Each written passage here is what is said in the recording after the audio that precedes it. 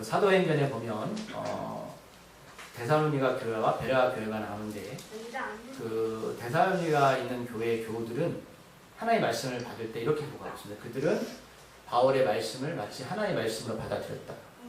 그럼 제가 이 말씀을 저를 하나님을 바라보라는 게 아니고 그 데살로니가에 있는 교우들은 그 말씀을 받을 때에 그렇게 아름답게 받았다는 거예요. 그리고 베레아 교인들은 더 한 발짝 나가서 그 말씀이 과연 내 안에서 정말 이루어지는가 상고하였다.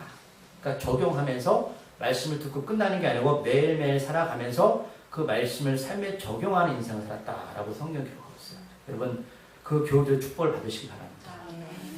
말씀을 듣고 끝나는 게 아니라 정말 말씀을 하나의 말씀을 받아들이시고 그 말씀이 한 주간 살아가면서 내 삶 가운데 적용하시는 훈련이 필요한 거예요. 그게 바로 믿음 있는 삶이죠. 그래서 우리가 계속 비유를 바라보지만 예수님의 이 비유의 가르침을 우리가 듣다 보면 하나님의 관점과 세상의 관점은 참 다르다라는 것을 보셨을 거예요. 그게 바로 우리가 삶에 적용하는 방식입니다. 우리가 세상에 살 때에 하나님의 말씀이 적용되지 않는 것은 그 갈등 가운데 우리가 하나님을 신뢰하는 믿음이 없기 때문이죠. 그래서 우리가 지난주 비유처럼 어떤 비유였죠? 기억나십니까? 청지기, 불의한 청지기 비유처럼 세상 사람들조차도 이 땅을 살아갈 때에 이 땅의 삶이 전부라고 하면서 주인의 재물을 가지고 내 직무가 정지할 때를 생각해서 빚진 자들 탕감해 주었어요. 왜? 내가 이제 이 직무가 끝나고 나면 직업이 없을 때, 먹고 살 게 없을 때에 그들이 내가 빚을 탕감하는 사람들이 나를 영접해 줄 것이다. 그래서 예수님이 그 비유로 제자들에게 뭐로 비유하신 거죠? 그렇다면 너희들은 이 땅에 살아가면서 하나님 나라의 소망을 두는 사람들이 저 세상 사람들조차도 그렇게 지혜롭게 살아가는데 어떤 준비를 하고 있는가라고 우리에게 질문을 던지는 장면이었습니다. 그래서 그게 재물과 같이 가는 건데 우리가 오늘 이 본문의 비유는 바로 이 불의한 청지기 이후에 바로 나오는 비유였죠. 근데 그 중간에서 우리가 14절에서 바리새인들은 그 불의한 청지기 비유를 듣고 나서 예수 말씀을 듣고 나서 하나의 말씀이다 또는 삶에 적용하거나 이런 것들이 전혀 없었고 도리어 돈을 좋아하는 자들이라 예수님의 비유를 비우셨습니다. 저는 이 말씀이 동일하게 우리한테도 적용된다고 봐요. 목사들조차도 또는 교회 다니는 사람들조차도 하나님의 관점이 우리의 관점과 다르면 비웃습니다. 우리가 천국을 소망한다고 수없이 말하지만 우리 안에 천국의 소망이 없어요. 왜? 우리의 삶을 보면 알 수가 있어요. 물론 우리에게 필요한 것들이 있고 당연히 추구하는 것들이 있습니다. 저도 마찬가지입니다. 그러나 그것은 하나님 나라에 가는 과정일 뿐이지 그게 우리의 인생의 워십이 될 수는 없어요. 가치가 될 수는 없습니다. 근데 마치 이 땅의 삶이 전부인 것처럼 살아가는 사람들이 있다는 것이죠. 우리가 그런 삶을 바라보면서 이 14절의 말씀이 과연 바리새인들한테만 적용되는 말씀입니까? 저는 그렇지 않다고 생각합니다. 저조차도 마찬가지죠. 돈을 좋아한다는 건 단순하게 돈을 벌지 말 얘기 아니라 인생의 모든 목표와 가치 기준이 재물입니다. 그래서 이들은 예수의 말씀이 들어오지 않습니다. 말로는 바리새인들은 하나님의 사람이라고 말하지만 하나님 나라의 소망이 없는 사람들입니다. 그래서 오늘 부자와 이 거지 비유는 불의한 청지기 이후의 비유의 연관성이 있는 거고 이 중간 나왔던 바리새인들을 향한 비유기에 오늘 불의한 청지기와 이 바리새인들의 비우는 장면을 이해 못하면 부자와 거지의 비유를 전혀 이해할 수가 없습니다. 그러기에 이 바리새인들 향한 또 제자들 향한 이 비유는 우리들에게도 과연 나는 부자인가 나사로인가 한번 여러분들 검증을 해보시기 바랍니다. 오늘 본문은 여러 가지 숨은 뜻이 있고 깊은 뜻이 있습니다. 왜냐하면 오늘 이 본문에서 천국과 지옥이 구체적으로 등장하게 되고 또 등장하지만 이 가운데 나사로가 예수를 믿었다 믿지 않았다라는 내용이 전혀 없습니다. 우리는 예수를 믿어야지 구원받죠. 근데 오늘 이 본문 안에는 예수님이 비유하실 때 그런 이야기가 전혀 기록되어 있지 않아요. 그러면 이 본문을 가지고 이 깊은 본문을 가지고 우리가 어떤 해석으로 들어갈 것인가라는 것은 우리가 깊게 묵상하지 않으면 여기서 하나님의 뜻을 의미를 발견할 수가 없으실 거예요. 여러분들이 이 부자 나사로의 비유를 지금까지 어떻게 해석하고 어떻게 들으셨는지 모르겠지만 오늘 이 본문 가운데 예수님의 유교성이 잘 드러나 있습니다. 먼저 여러분 부자가 있죠. 한 부자가 있는데 이 사람은 자색옷과 고운 베옷을 입고 날마다 화롭게 즐기고 있습니다. 자, 부자도 여러 가지 부자가 있어요. 10억, 100억, 1000억의 부자. 여러분 그 이상의 사람도 있어요. 그러면 오늘 본문의 부자는 어떤 정도의 부자일까요? 그런 내용이 없죠. 그냥 부자라고 말하고 있어요. 근데 이 사람이 옷을 입고 있는데 어떤 옷을 입고 있냐면 자색옷과 고운 베옷을 입고 있습니다. 자, 자색옷은 돈이 많다고 입을 수 있는 옷이 아니에요. 이 자색옷은 당시 왕이나 귀족들만 입던 매우 비싼 옷이었어요. 그리고 이 고운 베옷은 같은 무게의 금보다 2배나 더 비쌌습니다. 그렇다면 예수님이 부자라고 말하는 이 사람은 단순하게 돈이 많은 것만 아니라 권력도 가진 사람입니다. 그렇다면 말씀드렸지만 자, 2000년 전에 부와 권력을 다 가진 존재는 누구였을까요? 바리새인이었습니다. 왜요? 그때는 종교가 정치를 같이 겸해서 다 권력을 갖고 있었어요. 그래서 예수님은 정확하게 지금 짚고 있는 거예요. 이 사람들이 누구인지를. 그럼 바리새인들은 굉장히 종교적이고 외향적이고 남들보다 더 율법적인 사람들이었습니다.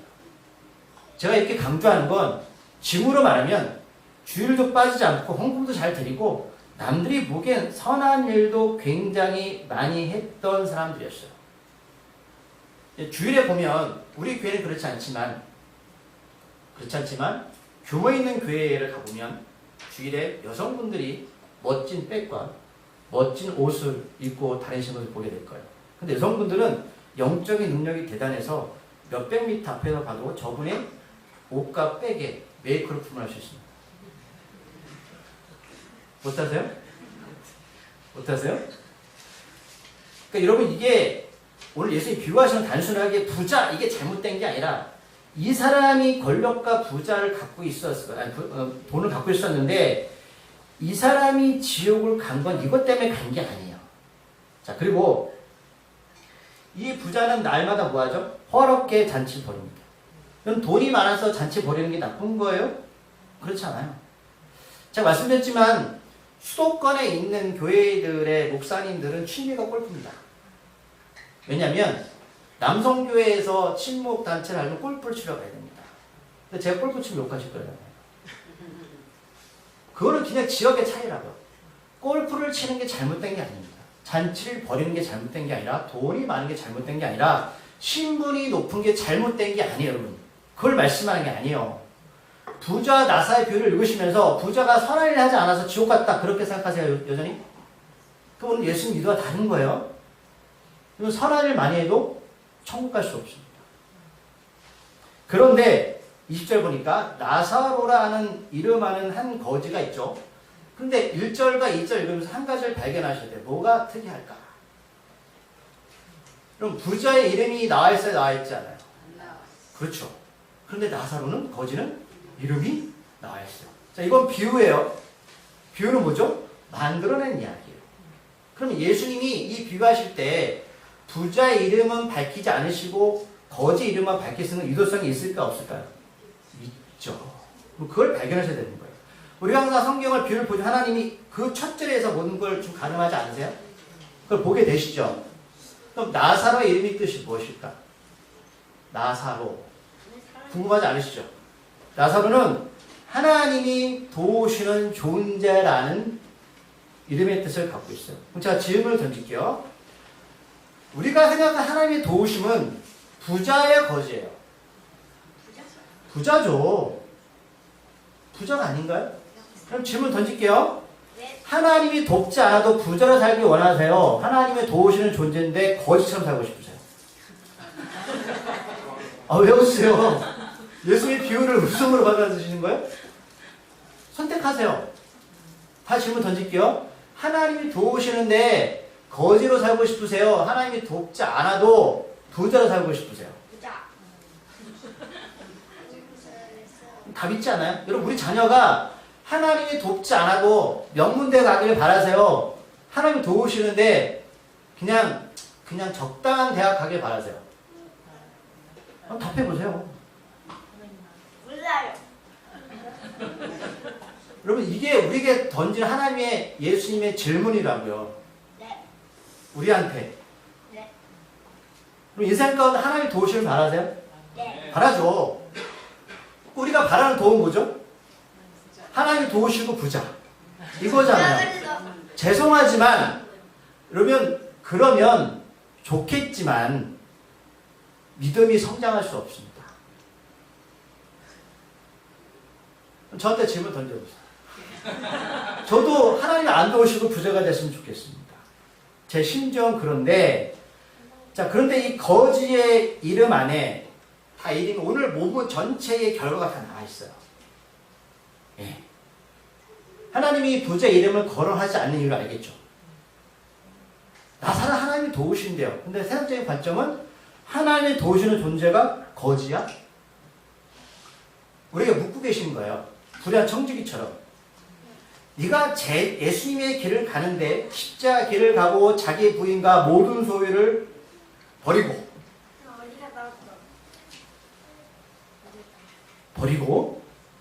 그래도 갈 수 있어? 근데 이게 내가 널 도우는 길이야. 답해보세요. 자, 넘어갈게요. 근데 여러분들 집에 가서 답하세요. 자, 근데 이 거지가 헌데투성이로 그의 대문 앞에 벌어집니다.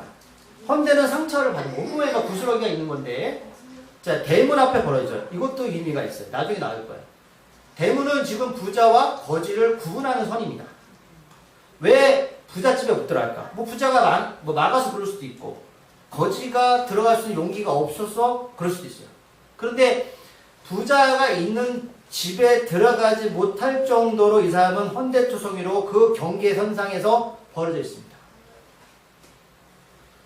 자, 21절 말씀 읽을게요. 그 부자의 상에서 떨어지는 곳으로 배불리려 하며 심지어 개들이 와서 그 헌들을 하더라.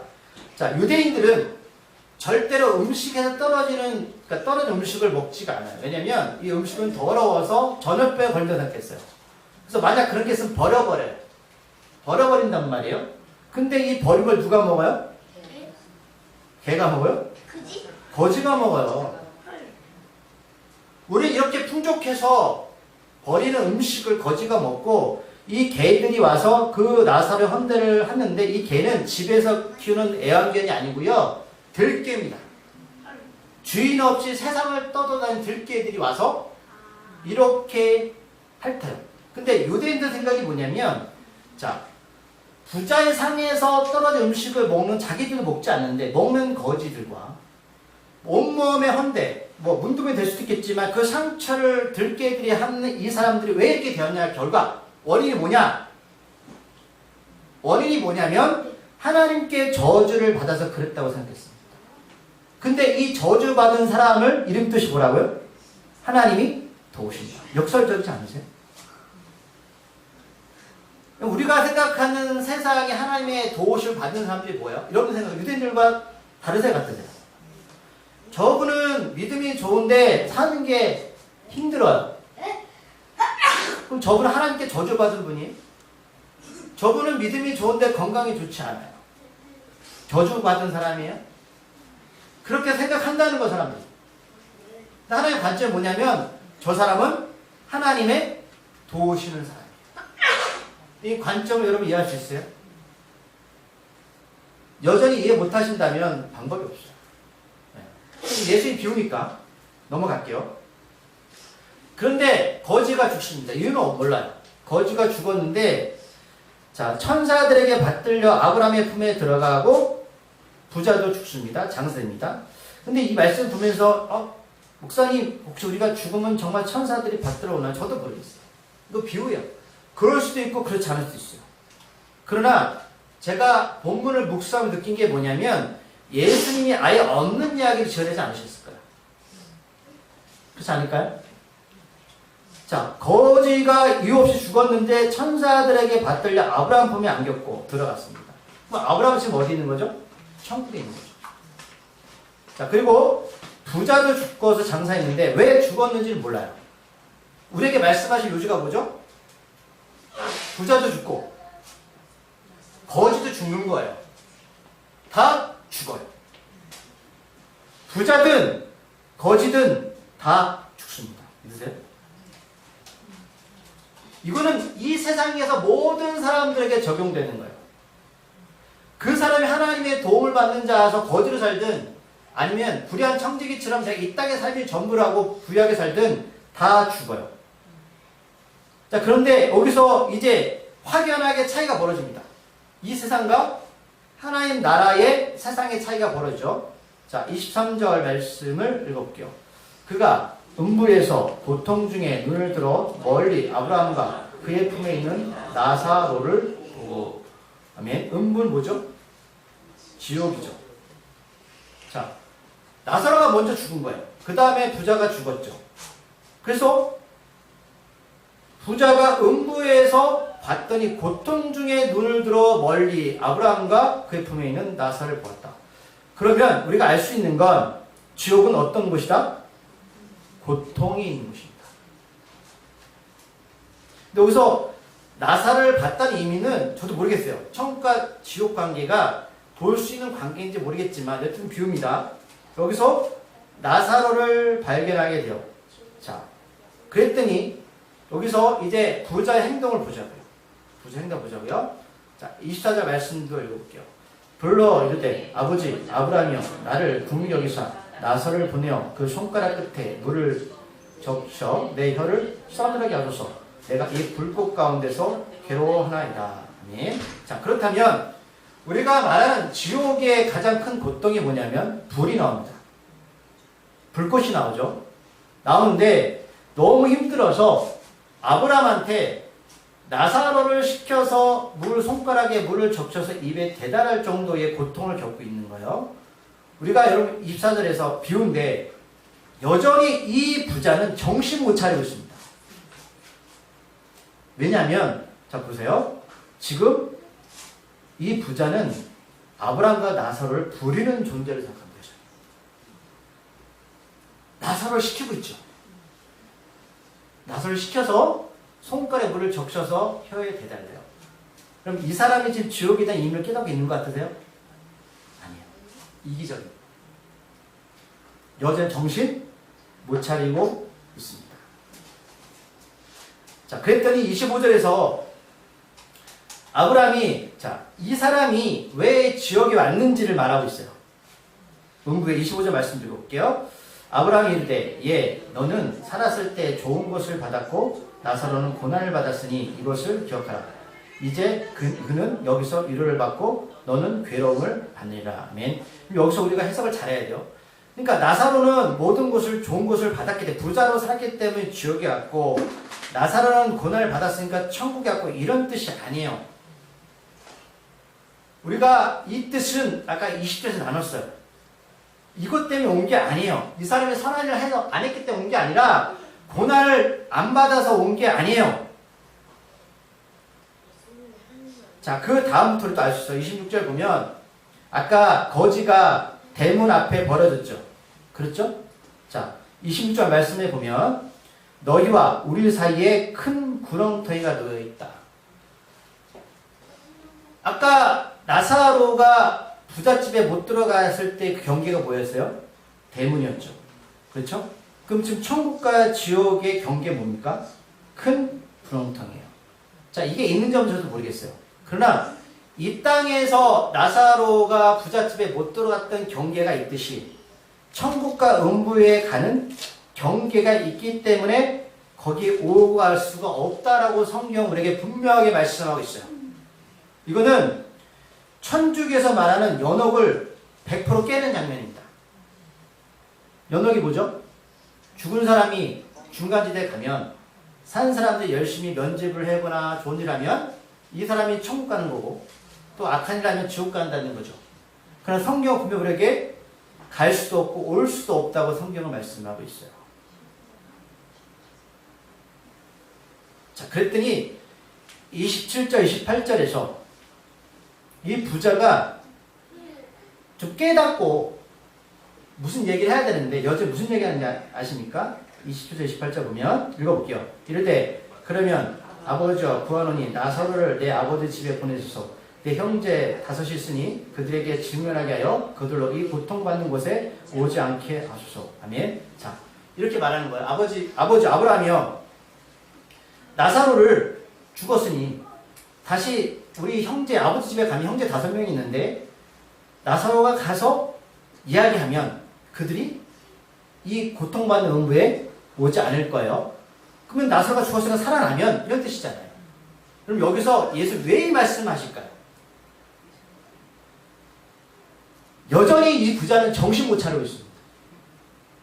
고작 이 사람은 부자가 죽고 나서 이 나사로가 죽은 자 가운데 살아나서 가라는 것이 형제들이에요.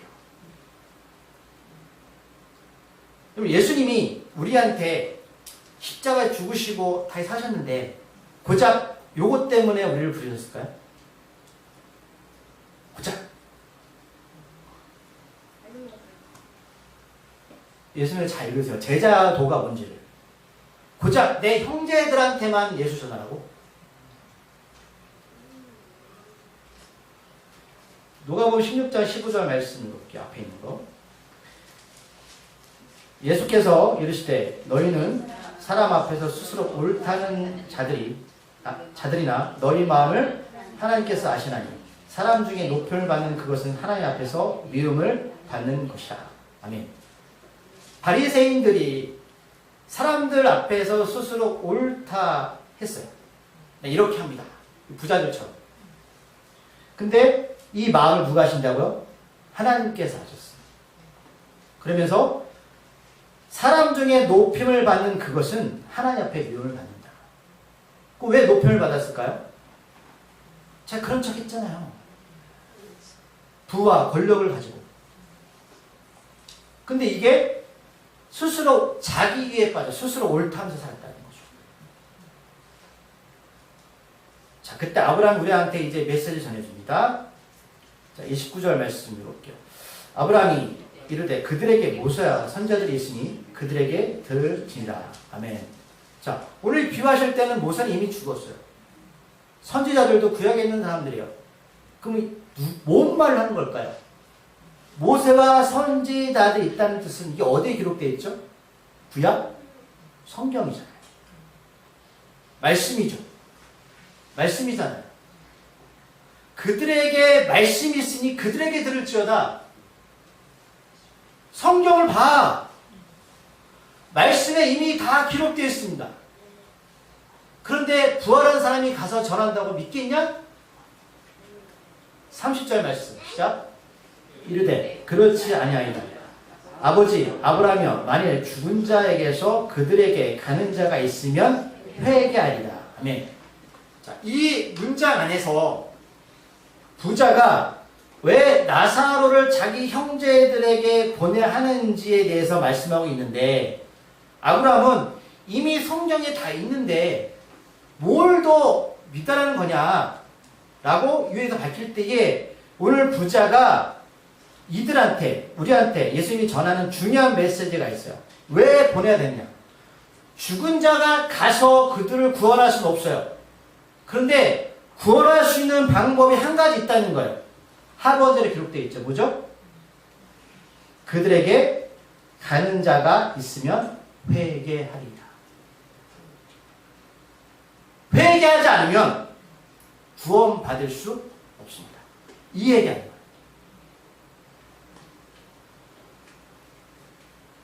지금 예수님의 이것을 아시겠어요? 자, 그러면 제가 이제 정리를 할게요.